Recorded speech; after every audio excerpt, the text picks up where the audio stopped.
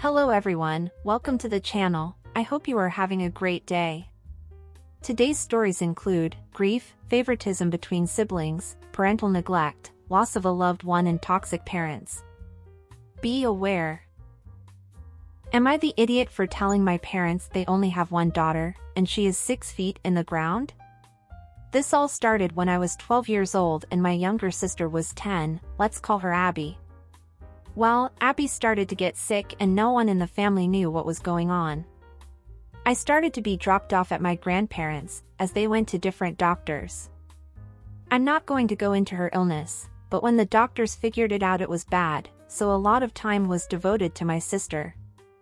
When I was 14 it got worse and I started to be left at my grandparents' for longer amounts of time. It started with just staying the weekend and then maybe the whole week. I would bring it up and they told me that they have to focus on Abby. Soon, I was staying there for months. By the time I was 16 I was basically living there full time. I would maybe see them every other month. If I texted them about the whole thing, the same response was always sent: we need to focus on Abby right now. I'm 19 now and Abby has passed away from her illness. Her funeral was 2 weeks ago and I attended through FaceTime. I got a call today from my parents and they wanted to meet up and be a family again. I told them that they abandoned one child for another. I am not their child anymore, that they only have one daughter and she is 6 feet under the ground now. I soon hung up. I've been getting texts calling me an idiot, and that I should understand that they needed to focus on Abby and to suck it up basically. So, am I the idiot? First of all, I can't imagine what it's like to lose a child. And I'm so sorry for the pain and loss OP's parents are feeling. I can't even put it into words.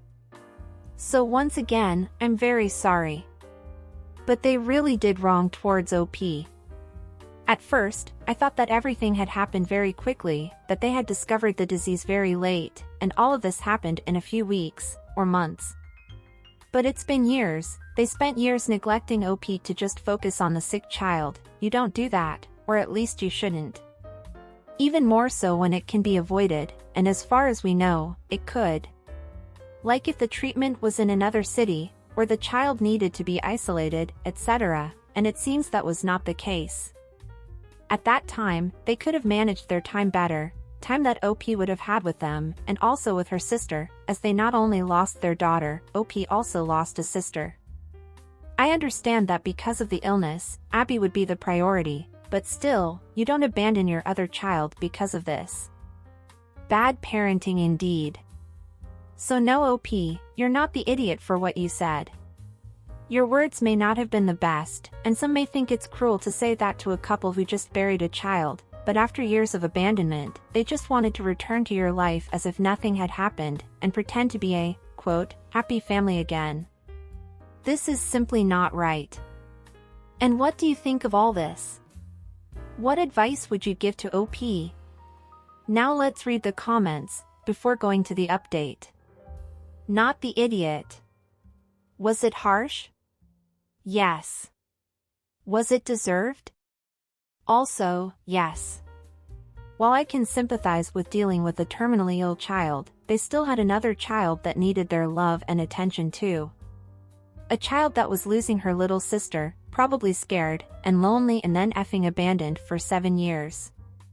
Yes, Abby needed them, but you did too and they failed you miserably.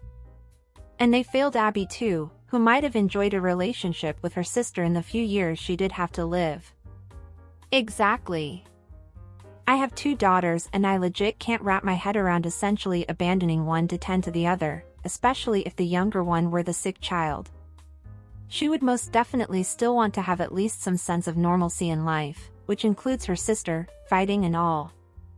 Not the idiot, your parents failed you majorly in a time you also greatly needed their love and support. I'm so sorry you had to go through this, through some of the most important developmental years in a person's life. What's really been bothering my head is 7 years. 7 effing years. Living with a terminally ill family member for that long? It's a horrible way to say it, but it becomes routine. They completely and utterly did not, quote, need to focus on Abby. I can see something like this happening over a year, maybe? But 7? Away with this BS. This covers everything, I think. OP's parents failed both of their daughters in separating them. I get being overwhelmed by one child being sick and dying, but this was possibly the worst way they could have handled this. Millions of parents have children with special needs or illnesses, and manage to be parents to all of their children without sending them to live with other people. OP is absolutely correct to feel the way she does. And what did you guys think of the comments? Would you say something else to OP? Do you agree with what OP said? Now let's go to the update. Update: Am I the idiot for telling my parents they only have one daughter and she is 6 feet in the ground? So it's been around a month since I posted the original post. Thanks to everyone that gave their input. So after the post, I wrote out a very long letter explaining my feelings about how my parents treated me and how they abandoned me for 7 years. I talked about all the major events that they missed and all the years that I could have been with my sister, but couldn't due to their decision, that I haven't been part of the family ever since Abby got sick, all those years ago. I talked about how my grandparents are more parents to me than they have been in these past years, that no matter the reason they discarded me, and acted as if their other kid didn't need their parents. That you may have lost Abby recently, but I lost my whole family a long time ago, and that I'm not going to give an empty apology for what I said on the phone. I sent this letter and it was radio silent for a bit, and in the meantime, I went to my first on-campus college semester and started to use the free therapy. My parents contacted me and asked if I would like to get dinner and to hear them out. I agreed. It was a very long conversation that boiled down to, if I'm willing to try to get to know my parents again under 2 conditions, and if they don't agree with them, I'm going to walk away since they are basically strangers at this point. 1, that we start to go to family therapy, 2, that they don't try to parent me. That position is for my grandparents only, and I am willing to try a relationship with them, but it won't be a parent-child relationship. They don't seem happy with these conditions, but accepted. We went to our first family session a few days ago and our relationship is still rocky, but I think it is getting better. I may be able to forgive them someday, but that day is far in the future. Well, I'm happy that you're better, and that you said everything you wanted to say to your bio parents, and that now you've found a way to be back in each other's lives. I really hope everything goes well from now on. And that they respect your boundaries and that, one day, you are able to have a good relationship with them. Good luck, OP. And what did you guys think of this update? Did you like it? Do you think OP made the right decision regarding her parents? Don't forget to leave your thoughts in the comments. Now let's go to the next story. Oh, and are you enjoying the video so far? If so, don't forget to leave a like, subscribe to the channel, and turn on the notifications to know when a new video is out. This really helps the channel, so I appreciate it. Now let's go to the next story. Am I the idiot for telling my daughter the real reason I don't allow her to refer to me as mom? In recent events, perhaps 2 weeks ago, whilst touring across the country, I was stuck driving for 8 hours, and I was exhausted. However, my daughter, 15, popped the question as to why I don't allow her and her brother to address me as mom, like most would. Usually in this situation, not the first time she asked, I used the excuse of how it would be easier for her to find me if she ever got lost in a crowd, and I would be able to find her easier, but this time she continued to push for the real answer as she is now grown. This was the same reason as why I spilled to her the real reason. For context, I have never wanted children. Being in my early 40s when I had her and her younger brother was a choice of my partner, as I gave in and complied with the idea. I never held a deep affection for them at first, but as they grow, I realize how much I truly love them. Continuing on, I told my daughter that I never wished to be a mother, and I'd much rather not be tied down to the lifestyle of it. I didn't think much of this as I was tired and just wanted to arrive at our destination. I can't exactly recall the reaction she had. She only replied along the lines of, "So that's the real reason." I didn't believe that I might have been in the wrong for telling her when she was the one to push for the reason.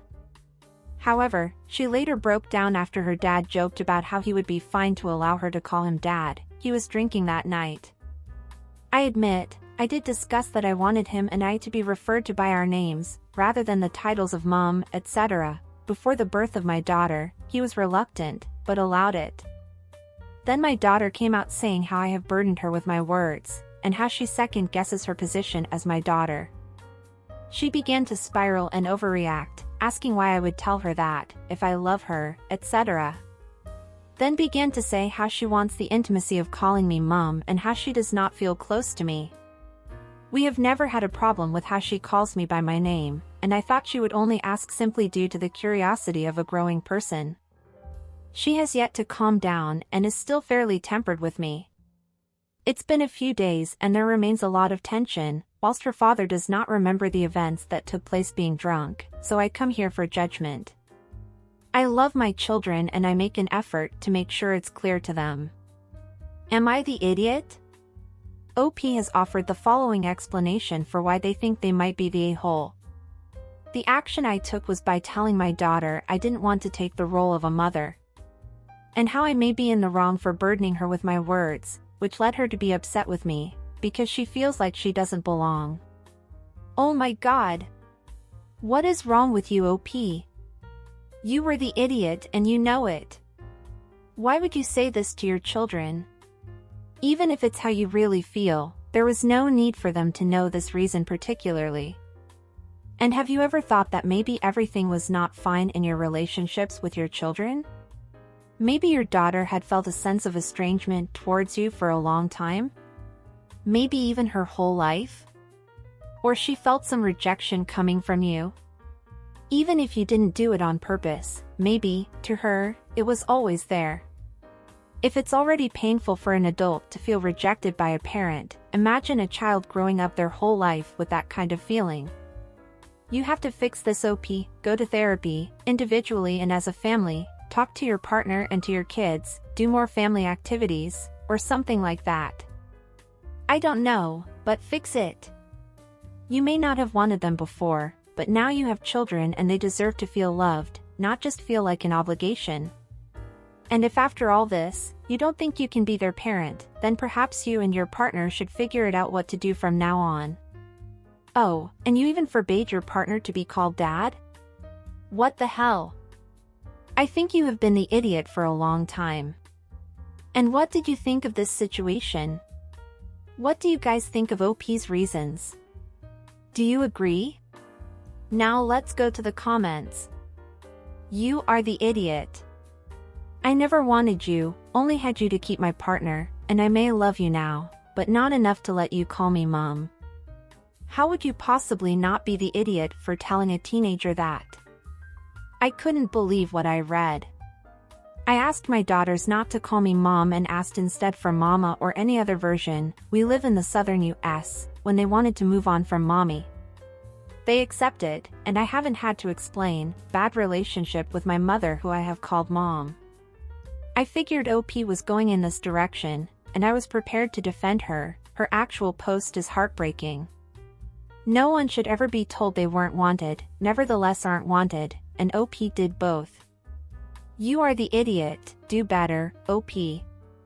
Your children should not have to pay the price for your bad choices. You are the idiot, you shouldn't have given in and had children if you feel like that, but since you did, you took on an obligation to ensure their well-being, physical and emotional. Not allowing them to call their parents, mom and dad, was cruel and bizarre. Telling your daughter that it is because you don't actually want to be a mom is absolutely shameful. Irredeemable. Oh, and 15 is not grown. You are the idiot. What the F is wrong with you? You just told her she was unloved and unwanted.